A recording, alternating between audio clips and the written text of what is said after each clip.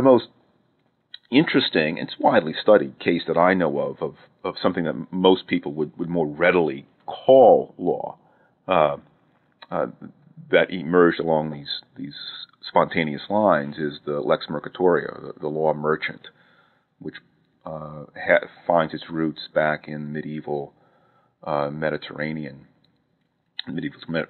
era, when traders, particularly along the northern Mediterranean, began trading within Genoa and Venice, and maybe traders going down to North Africa.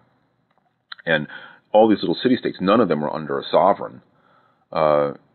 Maybe they were under the papacy, but the Pope wasn't getting involved in enforcing these commercial contracts. And these merchants developed their own courts, and these courts were manned by merchants, and there would be disputes that would arise. Our ship would go out to sea, and the goods that were on the ship were never delivered. Maybe the boat sunk at sea in a storm. There's no good guy, bad guy here, but perhaps the buyer advanced the seller the money, so the buyer wants his money back. He didn't get his goods. The seller says, "Well, I got the money, but I lost the goods. I shipped the goods to you. They never arrived. It's not my fault. It's no one's fault. It's nature's fault. Who's right and who's wrong? You can't answer this with morality." It was answered in the merchant courts by whatever expectations developed, and these rules that emerge in these merchant courts, which were not enforced by sovereigns, and we know from research that these rules were by and large accepted and abided by, even by defendants who lost judgments. The reason they abided by them is because their reputation was of great value to them. If they didn't abide by a judgment, no king or no army would come to their hometown and rip resources from them, but they would no longer be able to participate in Mediterranean commerce. They're out of the club. They're out of the club. And so this is an example of, this merchant law is an example of very nuanced, workable law that it exists to this day. It's encoded, the core of the Uniform Commercial Code in the United States is a direct descendant of the medieval law merchant.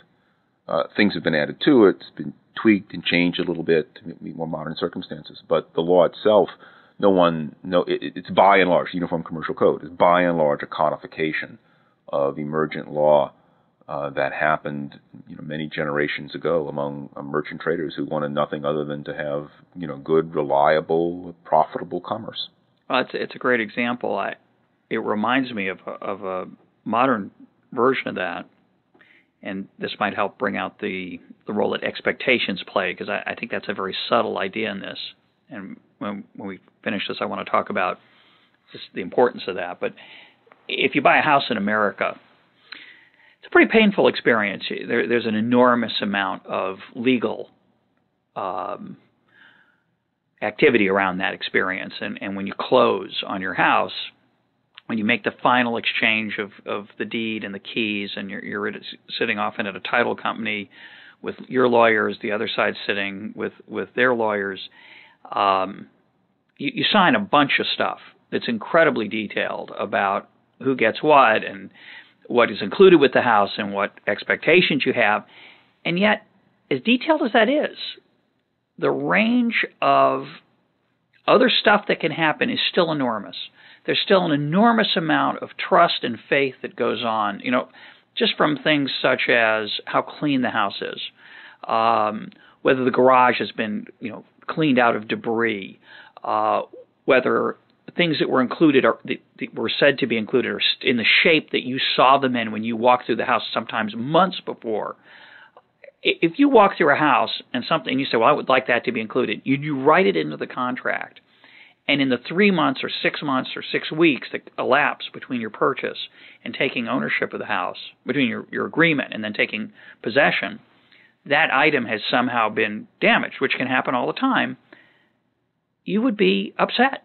And the owner would understand that was wrong, even though you don't specify. There is no black letter thing where you take a photograph of it and say, if it's anything not like this, there's an immense amount of trust and faith that go into play, and it's true. You can always try to sue a person who violates that faith, but the costs of that are very high. What I think really maintains that trust and faith is a certain expectation that we feel should be abided by. And I think an enormous part of our lives, the cafeteria story is a trivial example. The housing story is a much more important example. Things that happen in the workplace or in our marriages are much more important examples. There are certain expectations that are not written into our contracts.